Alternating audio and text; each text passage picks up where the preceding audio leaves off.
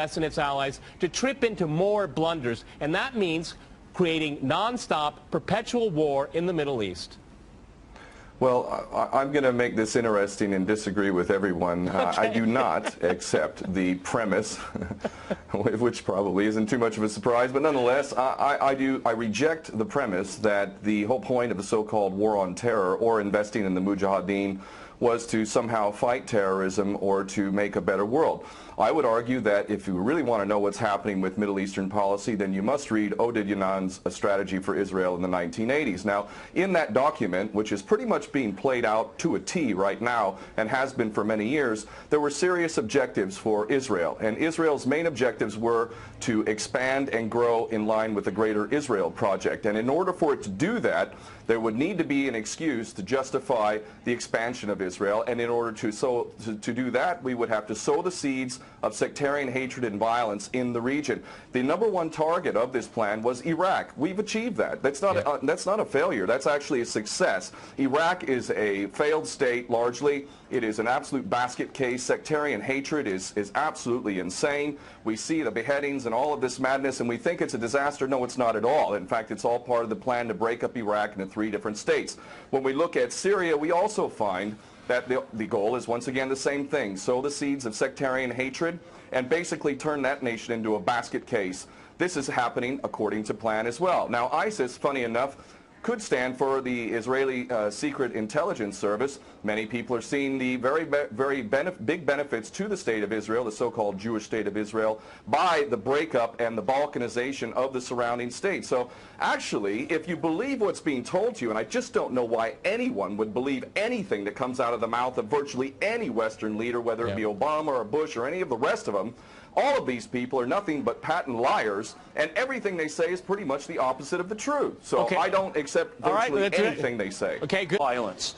Barack Obama did not bite at the opportunity to get involved in Syria a year ago. In fact, at the time when he was ready to start bombing Assad, just about 13 months ago, and we have he backed off as soon as the first excuse came to mind. We've been supporting ISIS. There is absolute continuity between the policies of Iraq and breaking it up and breaking up Syria as well. It is beyond naive to suggest that the U.S. doesn't have its fingerprints all over ISIS. In fact, tell me this: why has ISIS never once, or al-Nusra Front or al-Qaeda, not once have they attacked Israel? In fact, ISIS militants are getting medical attention in the Golan Heights and in Israel itself. What does that tell you?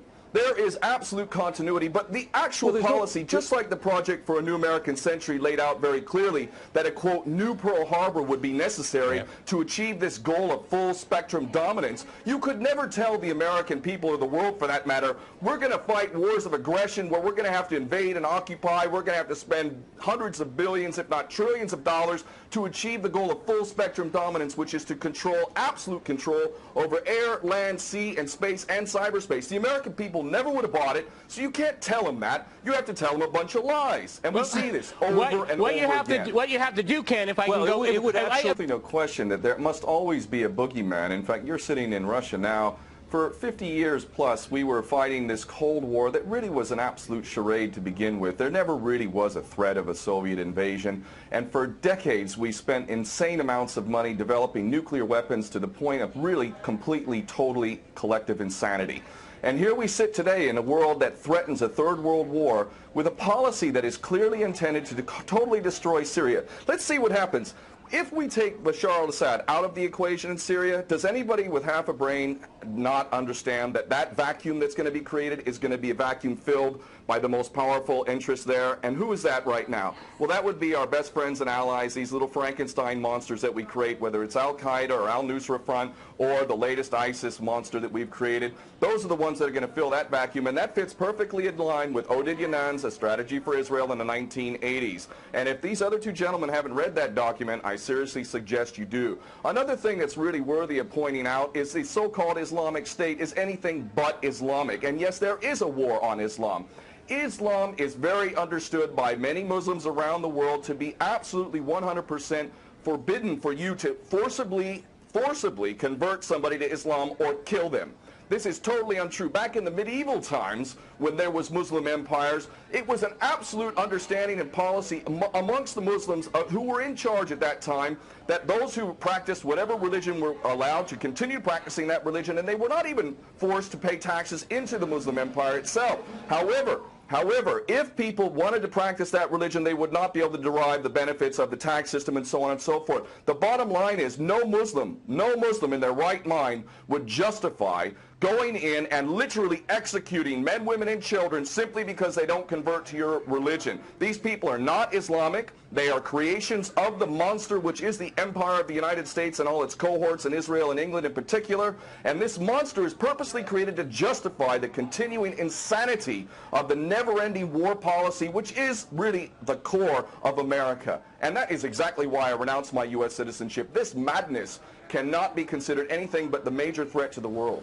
Okay, Peter, in New York, one of the things we've seen... There are very obvious solutions. One is to arrest the traitors in the U.S. Congress and White House who have sworn to uphold the U.S. Constitution, and somehow the American people have sat by while the President has afforded himself the power to execute anyone, anywhere, anytime, for any American citizen to be detained without any due process of law, no representation, incognito, and theoretically he could be condemned to death by a military tribunal in secret and executed. All of this operating under supposedly the United States Constitution. So all of these traitors need to be arrested first and foremost. When Netanyahu came to the Congress a couple years back, he received 29 standing ovations by these cowardly chicken hawk traitors. So the American patriots need to stand up and grab a pair and ultimately have some integrity and get rid of these traitors. Secondly, cut off all funding to Israel. Israel is a pariah state, a criminal state. It is committing active policies of genocide by the legal definition of the word according to Black's Law Dictionary. That country needs to be cut off right now. All of their attention needs to turn inward. Stop your little empire endeavors and full spectrum dominance and all of this sort of madness. Start taking care of your infrastructure back home. Start taking care of the American citizens who have worked their whole lives and now find themselves wondering how they're going to keep a roof over their head.